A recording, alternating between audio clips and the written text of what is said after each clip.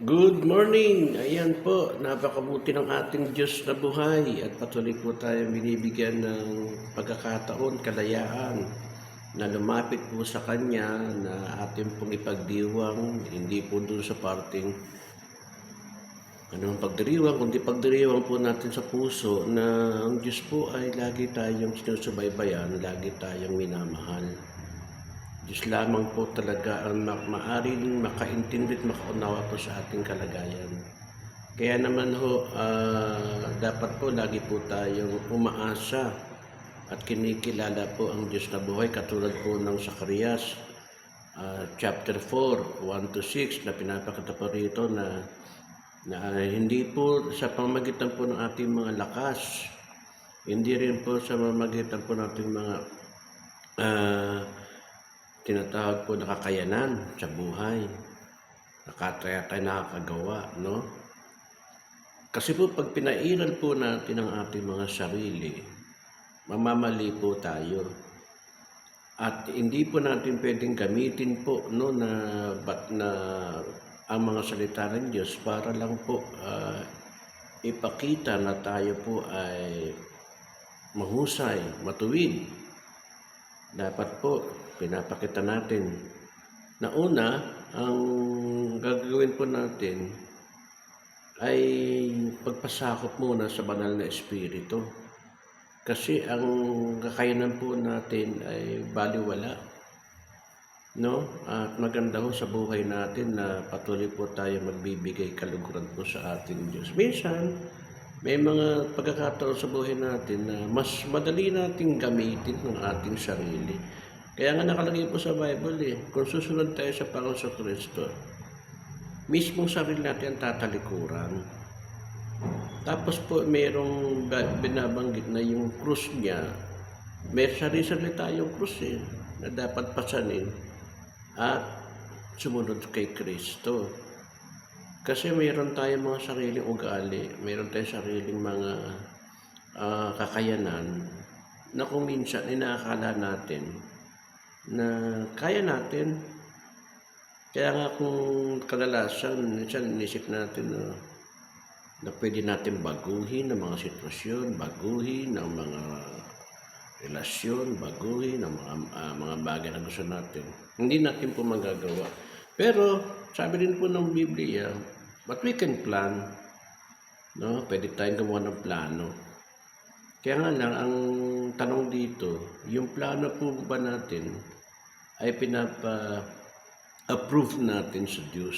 Yun ang maganda po dun Yung plano po ba natin ay hindi nanggagaling sa ating sariling kaisipan, programa ng buhay, kundi dapat po yung programa ho ng Diyos. Sometimes tayo ay nagiging program-oriented and dito natin nakikita na maganda naman po yun, may programa tayo, may pagpaplano.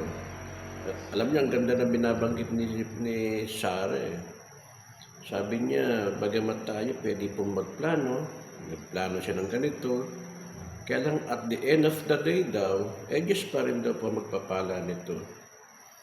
Minsan, tinitingnan natin na inakala natin na tayo nasa nakatayo, no? Matuwid. Pero dapat po pasuriin natin sa ating Diyos na buhay kung talaga bang tayo po ay nakatayo. Baka naman mamaya tayo po bagsak talaga. At bago tayong manang sa sariling kaunawaan, galing, talino.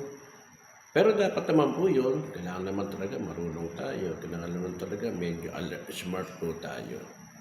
Pero dapat nating hilingin na yung karunungan po ng Diyos ang sama atin. At yung mga damdamin po na meron po tayo, talagang kung pag yung paiiralin po natin yan, talagang yung, siyempre, yung ugali natin, ipaglalaban natin yung damdamin po natin. Especially kung tayo pinasaktan, at tayo po ay naagabyado, talaga naman ipipilit po natin yan. Talaga naman kung minsan, yun po ang pinaglalaban po natin. Pero maganda naman kung matuwid naman yung pinaglalaban at meron ka namang dapat ipaglaban, okay lang po yun. Kaya lang, dapat pa rin natin makita no, na hilingin pa rin natin sa Diyos, no? Kung ano talaga. At ito nga po, nakalagay sa Biblia, not by might nor by power, but by the Spirit of the Lord, said the Lord of hosts.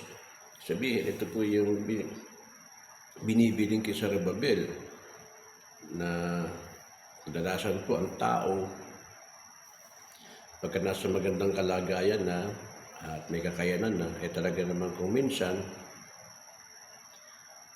bagamat binabanggit na ganito, ganoon, kaya makita ho ninyo, pagdating ho ng huling araw o ng ating pong pagharap sa Diyos, hindi mo pwede ipakita mga kapatid yung sinasabi na ako nagintang pastor, ay may Panginoon, ako naging mahusay, naging manggagawa at mabait, tinutulungan ko sila, binibigyan ko sila, ganito. Kapag ka naman ang makita sa'yo ng Diyos, yung kakayanan mo, yung sarili mong programa, o sarili mong kaisipan, o sarili mong lakas, hindi po pwede sa Kanya yon dahil una-una po, yung lakas natin, yung buhay natin, yung mga araw na dumadaan po sa atin at yung mga kinakaharap po natin, lahat po yan na-monitor ng Panginoon, lahat po yan galing sa Diyos. Wala akong pinapahintulutan ng Diyos na mangyayari sa buhay natin na hindi niya po alam. At wala tayong mga bagay na pwede ipagmalaki sa Diyos. Kaya naman dapat po natin ito makita. Maliban na lang ipagmamalaki natin ang kalooban at kapangyarihan ng Diyos at ng banal na Espiritu. Yun, maganda po yun. Doon ho tayo dapat na lagi, no? Ipagmalaki natin ang salita ng Diyos. Ipagmayabang natin ang salita ng Diyos. Ipagmayabang natin na meron tayong Diyos na buhay. Na siya ang bahala, no? Kaya salamat sa Panginoon, no, na nakakatuwa na minsan nakikita natin sa ating pagbulay-bulay yung kahalagahan po talaga na magpasubmit tayo sa Panginoon. At okay naman yung mga kakayanan natin, maganda naman po naman talaga yan, pero dapat pa rin hingi po tayo ng gabay sa ating Diyos. Patuloy pa natin panalangin natin po mga mahal sa buhay sa ibang bansa. Maging ang kababayan po natin, no? At patuloy din natin panalangin yung gobyerno ay makatugon po sa pangailangan natin mga mahal sa buhay, mga kapatid sa ibang bansa. Kasi nakakalungkot po, mukhang hindi organisado yung pagtulong ng gobyerno dahil sinasabi po nila na walang magagawa. Kaya dito, makita natin na dito po mas malaking makakagawa po ang Diyos ng buhay. Kaya patuloy natin ipanalangin. At ngayon po ay ang balita po ay baka umabot na naman ng 90. Yung pong crudo na yung mga langis. Sabihin $90. Malaki-laki po yun. Bagay dati po umabot po ata ng 100 eh. So, na 90 pesos po ata ang gasolina o crudo na baka umabot. Kasi ngayon ata para nasa 60 plus ata or 59, gano'n 58. Pero pag 90 po, medyo apektado po ang mga bilihin po noon. Pati po pamasahe, hindi na pamasahe, pati po kuryente. Kaya panalangin po natin na sana po kumilos po ang banal na Espiritu na mapahupa na po ang gera po doon at magkaroon po ng ceasefire or something na pwede mangyari po between Israel, Iran at yung US. Kaya yun, patuloy na ipanalangin. Kung ano magagawa natin. Sabi nga ng isang nananampalataya, ng isang pastor, Ang magagawa natin ay manalangin po tayo. Yun lang po ang sa ngayon ang the best way na magawa natin dahil wala naman tayong kakayanan po para tumulong sa kanila. Pero meron tayong banal na espiritu na kayang gawin po ang mga bagay na imposible sa ngayon, magiging posible yan. Kung nananangan po tayo sa kanyang kapangyarihan at pananampalataya sa Ama at sa Ama. Salamat po. Good morning.